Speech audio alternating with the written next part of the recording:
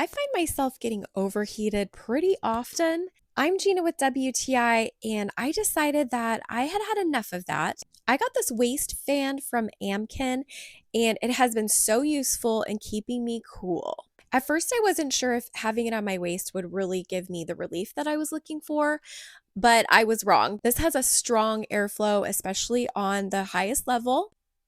I generally keep it towards the front of my waist. I might even put my shirt over it if I'm feeling exceptionally hot. Depending on what type of material I have it clipped to, it might kind of move around a little bit like it did with the skirt that I had on. But I found that with just a little bit of adjusting, it still hit me in the face, which is what I was going for. This also has lights on it in case you do need that, and that would be especially nice when you're out camping. This is seriously saving me from overheating, which at my age is a definite blessing. I'm finding all kinds of use for this fan. I think you will too. And that's my point of view.